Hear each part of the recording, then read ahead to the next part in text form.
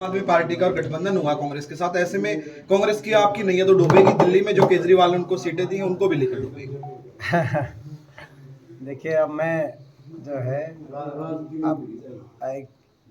मैं समझता हूँ कि जिस पार्टी का जनाधार समाप्त हो गया, जिस पार्टी का गठबंधन 100 बार बीजेपी घोषित कर चुके हैं कि हम 10 की 10 सीटें पे लड़ेंगे, तो यानी कि उनकी सहयोगी पार्टी ये मान रही है उनका गठबंधन ही नहीं है, उनका कोई जनाधार ही नहीं है, लेकिन फिर भी वो चिपके हुए हैं। एमपी साहब तो जनाधार जिस पार्टी का ना हो उस पर मैं अपना कोई कमेंट करके आपका मेरा और दर्शकों का टाइम क्यों खराब करूं। एमपी साहब है, बीजेपी ने 400 जेजेपी पार्टी पे कोई टिप्पणी करना जनता का टाइम खराब करना है, जनाधार उनका बचा नहीं है। आने वाले समय में आपको पता चल जाएगा जो मैं कह रहा हूँ वो सच है। एमपी साहब बीजेपी ने 400 पार का नारा दिया है, इसको बीजेपी की कोई अंदर की बात है या कांग्रेस किस रूप में 400 पार को देखिए, ये दो तीन बातें हैं। पहले तो बीजेपी के जो नारे रहते हैं वो कभी जनता के हक में नहीं होते। हरियाणा में दिया 75 पार, अब दे दिया 400 पार। हमारे नारे जनता के लिए, तो वो उनके लिए नारे हैं कि हमारी इतना संख्या है, हमारी इतना संख्या है, अपने लिए होते हैं। हमारे जनता के लिए होते हैं। बीजेपी के लिए 400 पार, हम कह रहे हैं बुढ़ापा पेंशन करो 6000। ये फ़र्क है, हम जनता के नारे दे रहे हैं, पहली बात।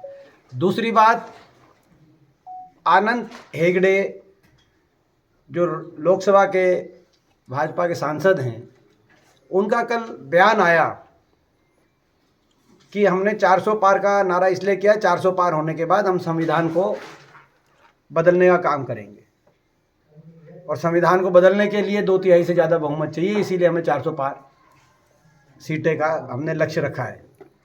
आनंद कुमार हेगड़े जी, मिस्टर आनंद कुमार हेगड़े जी, आपको मैं कहना चाहता हूँ, हरियाणा की धरती से आपके पास संदेश पहुँचे मीडिया के माध्यम से। ये संविधान वो संविधान है जो हमारी देश को जब आज़ादी मिली, देश के बहुत तमाम महापुरुषों ने अपनी कुर्बानियाँ दी, तब देश आज़ाद हुआ।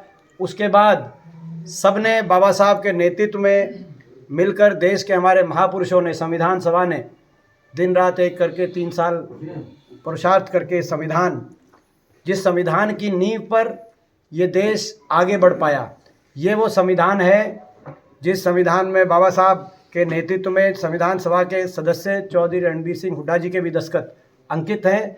इस संविधान को मैं अनंत कुमार हेगड़े जी को बताना चाहता हूँ, आप कितना ही प्रयत्न कर लो, इस संविधान को 1 इंच भी हम हिलने नहीं देंगे। इस संविधान को भाजपा के जो ये कुप्रयास है, इन कुप्रयासों को सफल नहीं होने देंगे। चुनाव लड़ रहे हैं या नहीं लड़ रहे? किसको प्राथमिकता देंगे, राज्यसभा या लोकसभा की? देखिए, ऐसा है, मैं लोगों को प्राथमिकता दूंगा। मैंने हमेशा लोगों को ही प्राथमिकता दी है और मैं समझता हूँ कि रोहतक के लोग चाहते हैं कि मैं चुनाव लड़ूं जी, तो मैं अवश्य लड़ूंगा। और मैं जो है इसमें कभी कोई संशय नहीं रहा। अलग अलग तरीके की बातें, कभी कोई मेरा कोई दुर्विरोधी जो है वो तो ये कह सकता है, लेकिन कभी एक क्षण के लिए भी इस प्रश्न के उत्तर के लिए मुझे सोचने की आवश्यकता नहीं। निश्चित तौर से ना सिर्फ रोहतक लोकसभा चुनाव सीट से मैं कांग्रेस पार्टी से चुनाव लड़ूंगा, मगर लोगों के आशीर्वाद से मुझे विश्वास है रोहतक में लोगों का आशीर्वाद मिलेगा, कांग्रेस पार्टी जीतेगी और वहाँ की जीत हरियाणा की अगली सरकार की नींव भी रखने का काम करेगी। कल आपने बहुत बड़ा झटका, सर क्या लगा, किस तरह का सर? बहुत बड़ा झटका दिया है आपने बीजेपी को। पिछले 1 वर्ष से या पिछले 1.25 वर्ष से, जब से हरियाणा प्रदेश कांग्रेस कमेटी ने चौधरी भूपेंद्र सिंह हुड्डा जी के विश्वास से हाईकमान ने चौधरी उदय भान जी को प्रदेश अध्यक्ष के रूप में जिम्मेदारी सौंपी, तब से लगातार कांग्रेस का जनाधार बढ़ रहा है, कांग्रेस का परिवार बढ़ रहा है।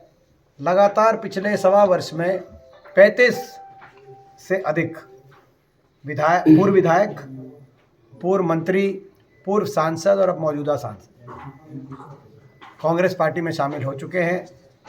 तो ये संकेत इस बात का है कि हरियाणा की जनता ने परिवर्तन का मन बना लिया है और हरियाणा के अंदर आने वाला समय कांग्रेस पार्टी का